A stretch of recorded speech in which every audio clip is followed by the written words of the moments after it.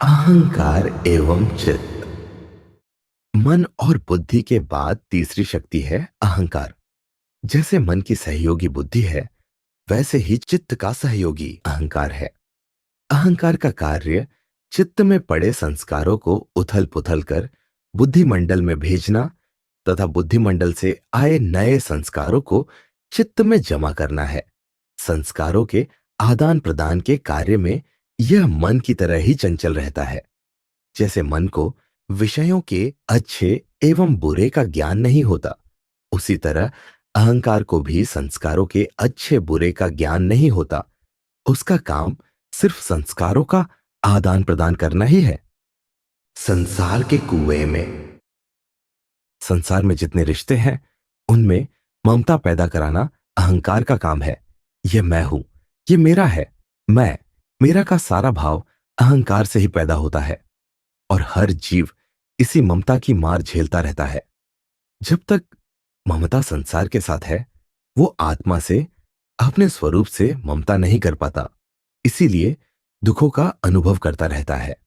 जब तक शरीर एवं संसार में अत्यधिक ममता रहती है, तब तक जीव को अपने स्वरूप के बारे में कोई ज्ञान नहीं हो पाता, क्योंकि ममता की डोर काटने के लिए आत्मबल की आवश्यकता होती है। हम जीव हैं, मनुष्य है, दुखी है, विषयों के भूखे हैं। ये भाव हमारे अहंकार के साथ जुड़ गए हैं और हम इन्हें दिव्य लोकों में जाकर भी भूल नहीं पाते। एक नाई अपने खानदानी पेशे से तंग आ गया। कोई तेल मालिश करवाता, कोई पैर दबवाता, कोई झूठे पत्तलें उठवाता। बेचारा परेशान हो गया। अंत में निर्णय लिया कि अब मर जाता हूं, तब इस धंधे से छुट्टी मिल जाएगी। कुएं में छलांग लगाई। कुएं में पानी कम था। अंदर के मेंढकों को बड़ी दया आई। सबने पूछा, तुम कौन हो? उसने बताया कि मैं नाई हूं, बाल काटना, मालिश करना मेरा काम है। सब मेंढकों ने उससे कहा, जरा हमारे पैरों में तेल लगा दोगे? नाई ने सिर पीट लिया, तंग आकर कुएं में गिरा था। यहां भी मेंढक कहता है कि मालिश कर दो। इसी प्रकार अपने धंधे की ममता, शरीर की ममता, यह किसी भी लोक में जाए, यह किसी भी जन्म में साथ नहीं छोड़ती। यही अहंकार है। हम अपनी पहचान सिर्फ शरीर, काम धंधों एवं जाति गोत्र तक ही रखते हैं। कुंडलिनी जागरण के समय का जो अनुभव रामकृष्ण परमहंस सुनाया करते थे, उसका अनुभव वही कर पाएगा जो अहंकार को जीत चुका हो। कुंडलिनी सर सर करती हुई मूलाधार से ऊपर चढ़ती जाती है। एक एक चक्र के भेदन के साथ पंचभूतों पर विजय होती जाती है। जब तक आज्ञा चक्र तक नहीं पहुंचती, तब तक होश रहता है, पर ज्यों ही सहस्रार पर चढ़ती है, उस साधक को मूर्छा आ जाती है। कुंडलिनी उस व्यक्ति को अपना अनुभव नहीं होने देती जिसने पंचभूतों पर विजय प्राप्त नहीं कर लिया हो। वो कहा करते थे कि मां खुद मेरे मुख को अपने हाथों से ढंक लेती थी। ममता संसार में कर्तव्य की सीमा तक हो तो साधना में व्यवधान नहीं होता, लेकिन ममता, इच्छा, आसक्ति की चाह संसार में बांध देती है और उसके खुलते ही सांसारिक बंधन से भी मुक्ति मिल जाती है। यही ममता अगर ईश्वर में हो तो जीवन धारण करना सार्थक हो जाता है। सांसारिक रिश्तों की मिठास। अगर ईश्वर की किसी लीला में आसक्ति हो जाए तो संसार के कष्ट बड़ी आसानी से कट जाते हैं। जीवन में अहंकार करना हो तो यही भावना करनी चाहिए कि ईश्वर मेरे हैं और मैं उनका हूं। यह अहंकार ईश्वर एवं मुक्ति को देने वाला है। रावण वध के बाद जब भगवान श्री राम एवं लक्ष्मण लंका नगर में प्रवेश किए तो देखा कि रावण की अति वृद्धा मां निक्षा अपने प्राणों की रक्षा के लिए महल से निकलकर भागी जा रही है। रामचंद्र जी ने लक्ष्मण से कहा कि कितने आश्चर्य की बात है, निक्षा इतनी बूढ़ी है कि इसने कितने ही पुत्रों एवं पौत्रों को अपने सामने ही मरते देखा। इतने शोक देखने के बाद भी न शरीर से मोह छूटा, न प्राण से। अभी भी प्राणों की रक्षा के लिए भागी जा रही है। लक्ष्मण, तुम जाओ और निक्षा को अभयदान देकर मेरे पास लाओ। निक्षा भगवान के पास जब आई, तब भगवान ने उसके इस मोह का जब कारण पूछा तो निक्षा ने कहा हे प्रभु, मैं इतने दिनों तक जीवित रही और अभी भी इच्छा है कि इतने ही वर्षों तक और भी जीवित रहूं ताकि तुम्हारी लीलाओं को देख सकूं। भगवान ने निक्षा को लंबी आयु दी और कृष्णावतार की लीलाओं को देखने का भी निमंत्रण दिया। संसार की ममता का दृष्टांत गुरुदेव ऐसे दिया करते थे। एक आदमी ने हाथी के डर से कुएं में छलांग लगा दी। कुएं की रस्सी पकड़कर नीचे उतरने लगा कि देखा नीचे 5 सर्प हैं। बीच में ही लटका रहा। बीच कुएं में एक मधुमक्खी का बड़ा छत्ता भी था। मधुमक्खियां उसे डंक मार रही है, लेकिन बीच बीच में मधु के टपकने से उसे मीठे का सुख भी मिल रहा है। कर्म को ही हाथी माना गया है। कर्म रूपी हाथी से डर कर जीव संसार रूपी कुएं में कूद पड़ता है। कुटुंबी मधुमक्खी है जो डंक मारते हैं, लेकिन ममता रूपी मधु का रस भी देते हैं। काम, क्रोध, लोभ, मोह, मत्सर, ये 5 सर्प हैं जो गिरते ही इसे डंस लेते हैं। इस तरह जीव बेचारे को कहीं शांति नहीं मिलती है। कुछ ही सुखों के लिए अपना सर्वस्व भूल जाता है और माया के द्वारा छला जाता है। जीव के पीछे कर्मों का हाथी हर जन्म में पीछा करता है। परमात्मा में अहंकार। अहंकार नाम है मैं और मेरेपन का।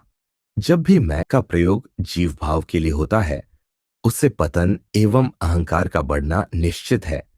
लेकिन जब यही ब्रह्म भाव के लिए प्रयोग होता है, तब जीव बंधन से मुक्त हो जाता है। जिस दिन हमारे जीवन से मैं की छाया विलीन हो जाती है, अर्थात न मैं बचता है न मेरा बचता है, उस दिन हमें ईश्वर को पाने के लिए न कुछ करना पड़ता है न कहीं जाना पड़ता है। ईश्वर को कहीं खोजने नहीं जाना पड़ता, वो स्वयं हमें खोजते चले आते हैं। साधना का उद्देश्य इसी मैंपन को समाप्त करना ही है। इसके बाद का काम परमात्मा का है।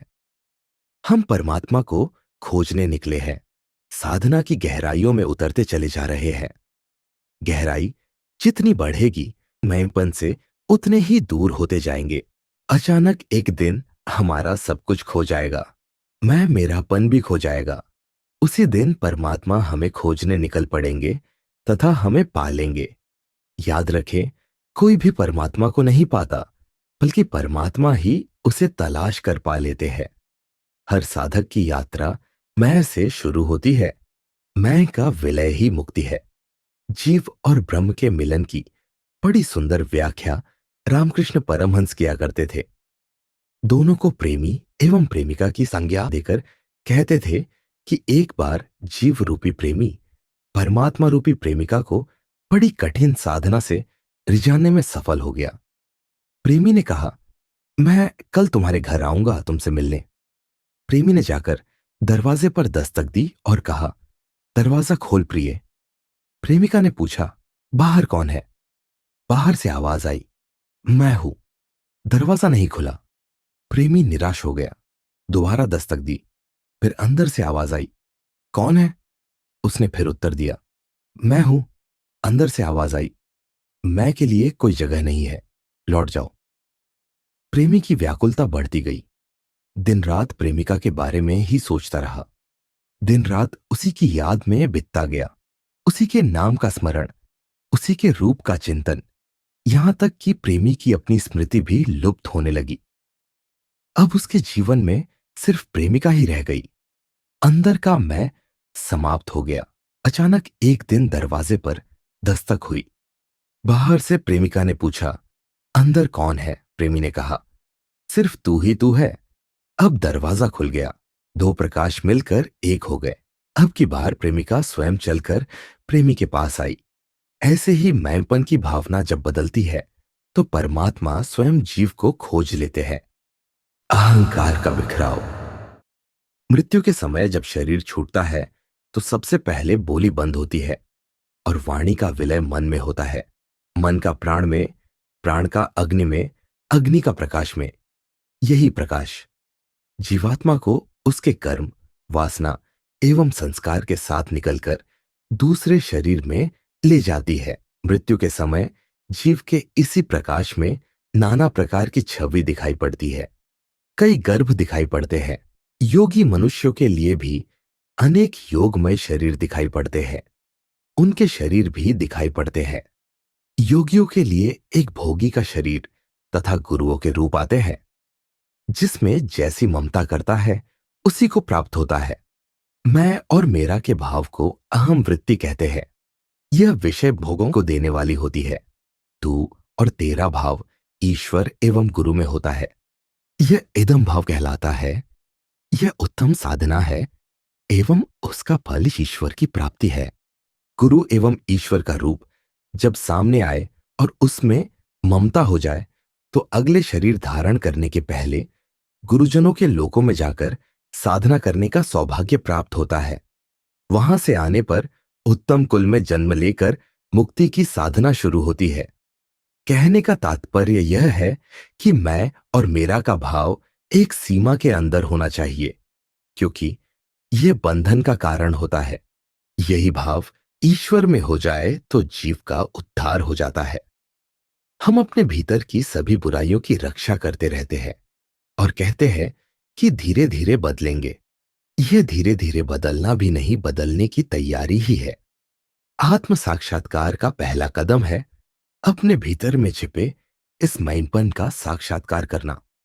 हम ज्यों अपने भीतर प्रवेश करेंगे, अंदर का छिपा क्रूरपन निकलकर बाहर आएगा। यही अहंकार है।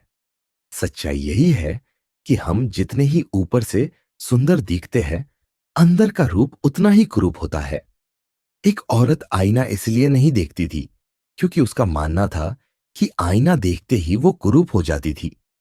वो आईने को तोड़ देती थी क्योंकि आईना बता देता था कि वो कितनी कुरूप जाती थी। दर्पण नहीं होने से खुद को वो सुंदर मानती थी।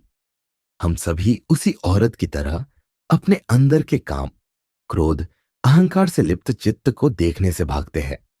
याद रखें, जिस चित्त को हम हर जन्म में तोड़ते रहे हैं, उसी में ईश्वर का साक्षात्कार होता है। अतः उसे तोड़े नहीं, उसे साफ करें, और उसका सर्वोत्तम उपाय है अपने आप को पहचानना। चित्त का बंधन एवं मोक्ष। अपना परिचय ब्रह्मवत मान लेने से हमारा सांसारिक परिचय नष्ट होने लगता है। यही मैं और मेरा का, तू और तेरा में विलय है। अब हम चित्त पर चर्चा करेंगे।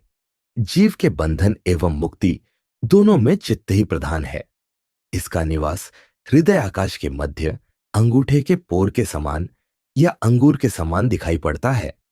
यह अति निर्मल हीरे के समान चमकदार सफेद मक्खन की तरह आंखों में चकाचौंध पैदा करता है। इसी चित्त में जीवात्मा का निवास है। इसका संबंध सीधे तौर पर जीवात्मा तथा गौण रूप में अहंकार, बुद्धि, मन एवं इंद्रियों से है। सृष्टि की उत्पत्ति के साथ ही जीव का संबंध चित्त से रहा है। अगर चित्त से जीवात्मा को मुक्त कर दिया जाए तो इसी का नाम मुक्ति है। चित्त के गर्भ में जीवात्मा चित्त के संस्कारों से घिरी रहती है और उसी के प्रभाव से कर्ता भोक्ता भाव को प्राप्त होती रहती है। मुक्ति अथवा महाप्रलय के पश्चात जब चेतन आत्मा शरीर में अवतरण करती है तो जिस भाग के साथ उसका पहला संबंध होता है उसी का नाम चित्त है, और इस चित्त के साथ संबंध स्थापित होते ही एक शक्ति उत्पन्न होती है। उसी का नाम क्रिया है। इस क्रिया का परिचय कराने वाली वस्तु का नाम ही ज्ञान है और परिचय करने वाला अहंकार है। अतः क्रिया को जानने वाला अहंकार है तथा ज्ञान को जानने वाला चित्त है। चित्त संस्कारों का भंडार है। इसका धर्म है छिपे संस्कारों को क्रियाशील करना। संसार के सभी स्थूल एवं सूक्ष्म कर्म ज्ञान एवं भावना की छाप सुख दुख के परिणामों की छाप के रूप में चित्त पर पड़ते हैं। उसे ही संस्कार कहते हैं। जब तक ये संस्कार चित्त में है, जीव कर्मों को करने के लिए विवश होता है। अतः इन संस्कारों का चित्त से निकल जाना ही उत्तम है। ये संस्कार हृदय के मल है।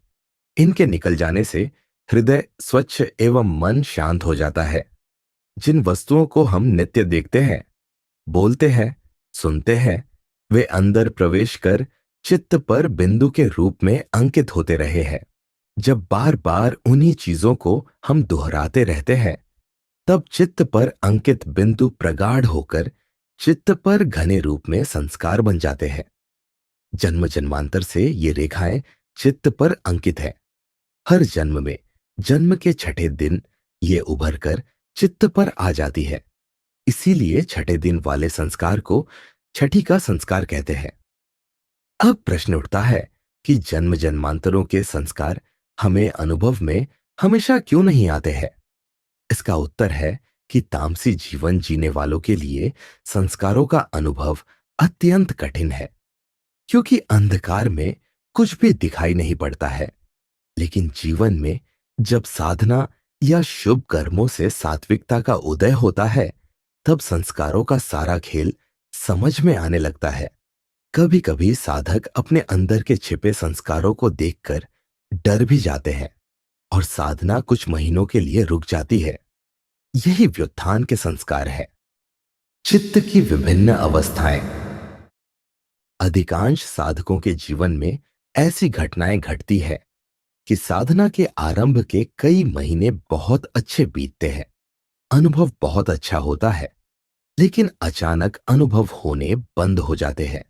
फिर निराशा होने लगती है। इसका कारण भी चित्त की अवस्था से ही है। साधना काल में जब तक सात्विक संस्कारों का उदय रहता है, साधना आगे बढ़ती है, लेकिन अचानक अंदर का छिपा तामसी संस्कार बाहर निकलने की क्रिया में जागृत हो जाता है। तब निराशा छा जाती है। कोई कोई इसे दैवी प्रकोप भी समझ बैठते हैं। इसके लिए एक ही सुझाव है कि अनुभवों के पीछे नहीं भागना चाहिए। साधना की सफलता का अनुभवों से प्रत्यक्ष रूप में कोई संबंध नहीं है। जब इस चीज का अभ्यास जीवन में हो जाएगा, तब व्यवहारिक जीवन में दुखों के अनुभव पर भी विजय हो जाएगी। इसके व्यवहारिक पहलू को अच्छी तरह समझें।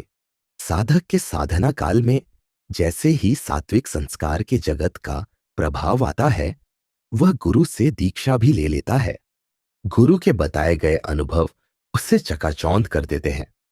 साधना पूरे वेग से आगे बढ़ती है।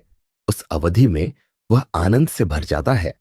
अचानक राजसी या तामसी संस्कार जागृत हो जाते हैं, क्योंकि यह क्रम सात्विक के बाद राजसी, फिर तामसी, फिर सात्विक चलते ही रहते हैं।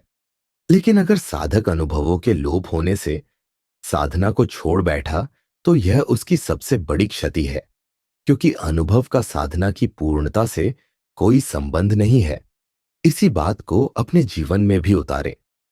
सुख के दिन जब आते हैं तो सब ओर से खुशियां बरसती है। मनुष्य उसी उमंग में भूल जाता है कि इसके बाद ही तमस इंतजार कर रहा है। सुख के दिन छंटते ही सारे उन्माद खत्म हो जाते हैं और दुख उसी अनुपात में हावी हो जाता है। ऐसे साधकों एवं गृहस्थियों के लिए ज्ञानीजनों का यही सुझाव है कि प्रत्येक अवस्था के साक्षी बने रहे, भोक्ता बने, लेकिन चित्त पर उस उन्माद के संस्कार न पड़ने दें। बंधन चित्त में ही है। ईश्वर का ध्यान करते समय मन स्थिर क्यों नहीं होता? क्योंकि चित्त किसी भी एक वस्तु को काफी देर तक पकड़कर रख नहीं पाता। मक्खी कभी हलवाई की मिठाई पर बैठी मीठे रस का पान करती है, अचानक गाय के गोबर पर बैठ जाती है, दूसरे ही क्षण सड़े हुए मांस पर बैठ जाती है। लेकिन मधुमक्खी हमेशा फूलों या फलों के ताजे रस को ही ग्रहण करती है।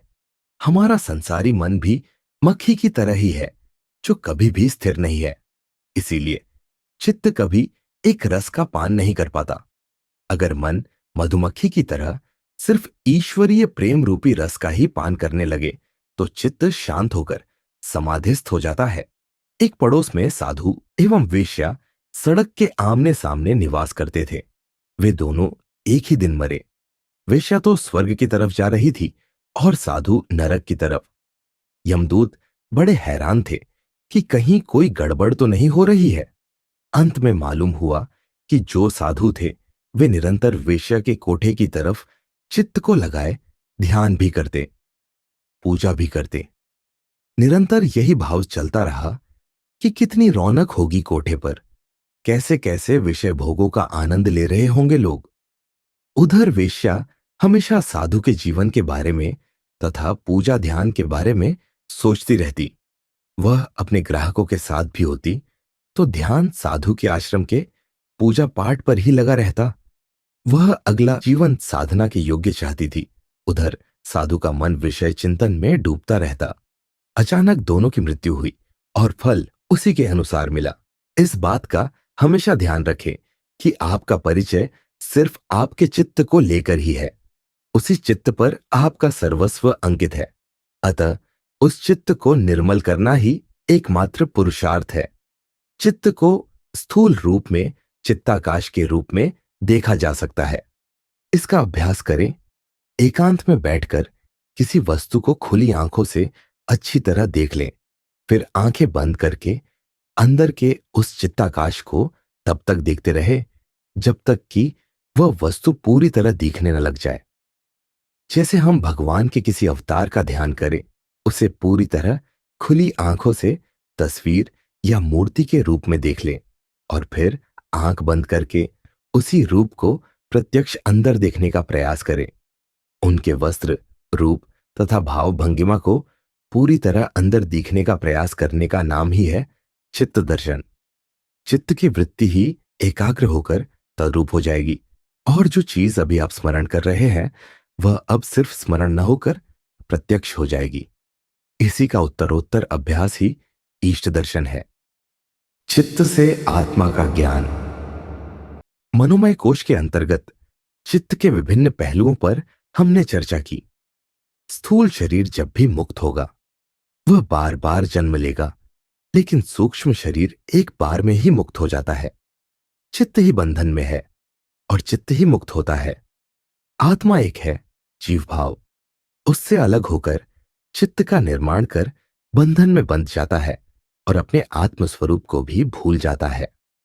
जीवात्मा बनकर यह भी भूल जाता है कि आत्मा किसे कहते हैं, अर्थात अपने आप को भी जानने के लिए उसे ज्ञानी जनों के पास जाना पड़ता है। गुरुजनों से आत्मा के ज्ञान के उपाय पूछता है। हम भी जाने कि आत्मा क्या है और उसे जानने के उपाय क्या है। वेद कहते हैं तरति शोकम आत्मवित्, यानी आत्मा के ज्ञान से सारे शोक मिट जाते हैं। माया ने जीव को भ्रम से अलग करके उसे इस माया नगरी में बसा दिया है और अज्ञान में लिप्त कर दिया है।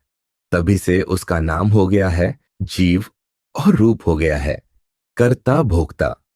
जीव अपने असली रूप को पाने के लिए निरंतर बेचैन रहता है, उसी तरह जैसे गंगा नदी सागर से मिलने को बेचैन रहती है। मिलन का नाम ही मुक्ति है। हम मुक्ति के उपाय पर चर्चा करेंगे। चित्त पर पड़े बंधन के कटने के उपायों में से हम 3 संभावनाओं पर चर्चा करेंगे। 1, क्या परिवार के भरण पोषण तथा माता पिता की सेवा से मुक्ति मिल सकती है? 2, क्या धन के दान या सत्कर्म से मुक्ति मिल सकती है? 3, क्या जप तप, उपवास या लोक परलोक के ज्ञान से मुक्ति मिल सकती है? हम मुक्ति के पहले प्रश्न पर विचार करेंगे कि क्या परिवार की सेवा या संसार की सेवा से मुक्ति संभव है। इसका उत्तर ज्ञानीजनों ने इस प्रकार दिया है। पुत्र, यदि सुपुत्र हो तो 3 बातें होती है। पहला कि माता पिता की सेवा करता है। दूसरा, अपने सत्कर्म से माता पिता को उत्तम लोकों की प्राप्ति कराता है, क्योंकि पिता पुत्र में कोई भेद नहीं होता। पुत्र के सत्कर्म से माता पिता को पितृलोक या अन्य लोकों में भी कल्याण होता है। तीसरा कि उत्तम कर्मों से माता पिता या कुटुंब के यश की वृद्धि करता है। एक लायक सुपुत्र इतनी 3 बातें ही कर सकता है, लेकिन मोक्ष नहीं दिला सकता। अगर बेटा नालायक निकला तो ऊपर कही सारी बातें उल्टी हो जाएंगी। मां बाप का पतन हो जाएगा। सत्कर्म के कारण पुत्र पिता का कल्याण भी करता है और दुष्कर्म के जरिए पतन भी कर देता है। एक हंस और हंसिनी शाम को अपने घोंसले में लौट रहे थे। दोनों एक पेड़ पर विश्राम के लिए बैठे। उस पर एक धूर्त कौवा रहता था। उसके मन में हंसिनी को पाने की इच्छा हुई। उसने दुष्टतावश हंस से कहा कि तुम मेरी पत्नी को कहां लिए जा रहे हो? यानी हंसिनी को अपनी पत्नी करार दिया। हंस ने कहा कि कैसी बात करते हो, ये तो मेरी पत्नी है, तुम्हारे पास कोई गवाह हो तो उसे बुलाओ। कौवे ने जज के पास चलने को कहा। हंस राजी हो गया। कौवा धूर्त था, उसने जज को कहा कि अगर वह हंसिनी को उसकी पत्नी करार देगा तो वह अपनी तंत्र विद्या से उसे उसके मरे हुए माता पिता एवं पितरों से मिलवा देगा। जज ने झूठा फैसला कौवे के हक में सुना दिया। अब जज ने कौवे से कहा कि मुझे मेरे माता पिता से मिलवा दो, वे कहां हैं? कौवे ने जज को ले जाकर गंदे नाले के कीड़ों को दिखाया और कहा कि यही है तुम्हारे माता पिता और पितर। जिस माता पिता की संतान तुम जैसी बेईमान और झूठी हो, उसके पितरों की यही दशा होती है, कर्मों से मुक्ति नहीं। दूसरा प्रश्न है कि क्या कर्मों के करने से मोक्ष मिल सकता है? इसके उत्तर में हमारे शास्त्रों ने स्पष्ट कहा है कि कर्मों से स्वर्ग तो मिल सकता है, लेकिन मुक्ति नहीं मिल सकती है। मुक्ति का कर्म से कोई संबंध नहीं। स्वर्ग में विषय सुख बहुत है, लेकिन ब्रह्मानंद नहीं है। विषय सुख का नाम प्रेय है और ब्रह्मानंद का नाम श्रेय है। श्रेय से ही मुक्ति मिलती है। प्रेय सुख एवं दुख को देने वाला होता है। दुख तीन प्रकार के होते हैं। एक, ताप दुख। दो, परिणाम दुख। तीन, संस्कार दुख। भोजन नहीं मिला, इसके दुख का नाम ताप दुख है। भोजन अधिक खा गए, पेट खराब हो गया, यह परिणाम दुख है। भोजन न अधिक खाया न कम खाया, ठीक ही खाया, स्वादिष्ट था और बार बार यही भोजन मिले, इस अतृप्त इच्छा के संस्कार चित्त में बैठ गए और बार बार भोजन मांग रहे हैं। अगले शरीर में भी अतृप्ति के संस्कार पैदा कर कामना को जागृत कर रहे हैं। यही संस्कार दुख है। जब सुख होते हैं तब सद्गुण बढ़ते हैं, दुख में रजोगुण बढ़ते हैं और मोह में तमोगुण बढ़ते हैं। मोह हमेशा विषयों के प्रति होता है। अतः यही सिद्ध हुआ कि कर्म से भी मोक्ष नहीं मिल सकता, चाहे सत्कर्म, दान, पुण्य या यज्ञ ही क्यों न हो। संस्कारों को बदले। तीसरा प्रश्न है कि क्या जप, तप या दिव्य लोकों के ज्ञान से मुक्ति मिल सकती है? इसका उत्तर है कि जप, तप, उपवास आदि का संबंध अंतःकरण की शुद्धि से है। साधारण मनुष्य जीवन में कमाना, खाना और मौज करना ही जीवन का लक्ष्य मानते हैं और दूसरे सकाम उपासक जप, तप एवं उपवास आदि से सिद्धियां बटोरने में लगे हैं। अतः जप, तप एवं उपवास से दिव्य लोकों की प्राप्ति तो हो सकती है, लेकिन मोक्ष नहीं मिल सकता। दिव्य लोकों से पुनरावर्तन होता है, क्योंकि वे भी कर्मफल से प्राप्त होते हैं। पितृलोक, गंधर्व, यक्ष, किन्नर, नाग, देव एवं ब्रह्मलोक, ये ही दिव्य लोक है। ये सारे के सारे भोगलोक है, अतः मोक्ष नहीं दे सकते। अगर हम योग की दृष्टि से ये जान भी लें कि हमारा प्रारब्ध क्या है, तब भी उसके टालने का उपाय कुछ नहीं होता। प्रारब्धों को तो ईश्वर भी नहीं बदलते। या तो उसे भोग लें या अपने को जान लें कि हम ही ब्रह्म है, तब वो भोग फल तो देगा, लेकिन हम जिस आनंद में डूब जाएंगे उसमें कष्टों का पता नहीं चलेगा। पुरुषार्थ से भी वही वस्तु प्राप्त होती है जो प्रारब्ध में है। एक ज्योतिषी ने दिव्य दृष्टि से पारसमणि का पता लगाया कि वो मानसरोवर झील के किनारे पड़ा है। वो उसे पाने निकले। वहां एक स्त्री किनारे पर बैठी उसे साधारण पत्थर समझकर अपने पैरों तथा तलवों का मैल छोड़ा रही थी। ज्योतिषी ने इंतजार किया कि वह पारस को नीचे रख दे और वह जाकर उसे ले ले, लेकिन जब उस औरत ने पारस को उठाकर बीच मानसरोवर में फेंक दिया, तब उनका धैर्य टूट गया और भागते हुए उसके पास पहुंचकर क्रोध में बोला, मूर्ख, तुझे पता नहीं वो पत्थर क्या था? वो पारस मणि था। उसे पाने के लिए मैं हजारों मील की यात्रा करके आया हूं। औरत स्वयं लक्ष्मी जी थी। प्रकट होकर बोली, ज्योतिष राज, आपने इतना तो जान लिया कि वह पारस मणि है, क्या इतना भी नहीं जान सके कि वह आपके भाग्य में है या नहीं? प्रारब्ध में नहीं हो तो भोग नहीं मिला करते। चित्त की मुक्ति। मुक्ति का अर्थ है अपवर्ग अर्थात जहां प फ ब भ एवं मैं नहीं हो। प से पतन, फा से फल, ब से बंधन, भ से भय एवं म से मृत्यु। यही है पवर्ग का अर्थ। जहां ये नहीं है वही मुक्ति है। इनकी अलग अलग व्याख्या की गई। आज इनमें से अंतिम पवर्ग यानी मृत्यु की हम चर्चा करेंगे। इस जगत में ईश्वर के बाद अगर कोई दूसरा रहस्य है तो वह है मृत्यु। मृत्यु तो एक बहुत बड़ा सर्जिकल ऑपरेशन है। इतना बड़ा कि ऐसा ऑपरेशन आज तक न किसी डॉक्टर ने किया और न कर पाएगा। मृत्यु में प्राणों को कर्मों के फल की वासनाओं एवं इच्छाओं तथा संस्कारों को एक शरीर से निकालकर पूरा का पूरा दूसरे शरीर में स्थानांतरित करना पड़ता है। यह बहुत ही बड़ा एवं दुर्गम ऑपरेशन होता है, लेकिन प्रकृति ने पहले से ही सारा इंतजाम कर रखा है जिससे कि हम बेहोश हो जाते हैं। यह अच्छा भी है क्योंकि इतनी पीड़ा झेल पाना किसी के लिए भी संभव नहीं है। बेहोशी की हालत में ही सारा स्थानांतरण कार्य संपन्न हो जाता है। होश आते ही नया जन्म हो जाता है। इससे अहित इतना ही होता है कि हमें पिछले जन्मों का कोई भी स्मरण नहीं रह जाता। कोल्हू के बैल की तरह यह जन्म मरण का चक्कर लगातार बेहोशी की अवस्था में ही होता है। संस्कार दुख। मृत्यु एक ऐसी अवस्था का नाम है जो नहीं होते हुए भी हमें डराती रहती है। यह मृत्यु का भय ही मृत्यु को जन्म देता है। वास्तव में मृत्यु का कोई अस्तित्व नहीं है। परमात्मा का द्वार उसी व्यक्ति के लिए खुलता है जो भय से मुक्त होकर शरीर का त्याग करता है। मृत्यु को सिर्फ जान लेना ही मुक्ति है। हमें न मृत्यु को जीतना है न उससे मुक्त होना है।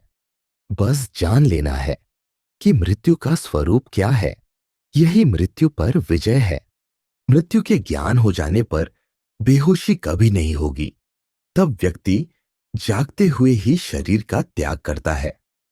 मरते समय अगर कोई जागते हुए शरीर का त्याग करे तब पहले तो उसे पता ही नहीं चलेगा कि वो मर चुका है। जब उसकी लाश उठाने लगेंगे, मरघट पर जलाने लगेंगे, सभी रोने लगेंगे, तभी उसे ज्ञान होता है कि वो मर चुका है। अगर कोई आदमी अपने मरे हुए शरीर को श्मशान भूमि में जलते हुए देख ले तो अगले जीवन में वो निश्चित ही वैरागी बन जाएगा। उसे शरीर का मोह कभी पकड़ नहीं पाएगा। इसीलिए योगियों ने सुझाव दिया है कि अपने जलते हुए शरीर को अच्छी तरह देखना चाहिए। डर से भागना नहीं चाहिए। जब तक पूरा शरीर जलकर राख नहीं बन जाए तब तक उसे देखते रहना चाहिए। इसका सबसे बड़ा लाभ होगा कि जल्दी शरीर में लौटने की इच्छा नहीं होगी। तब जीव उन्नत लोकों में भ्रमण कर नाना प्रकार के ज्ञान प्राप्त कर सकता है। इसके लिए जरूरी है कि पूरे होश में शरीर का त्याग करें। हम जिस संसार में रह रहे हैं वो स्थूल शरीरधारियों की दुनिया है। इसके छूटते ही अशरीरधारियों की दुनिया शुरू हो जाती है।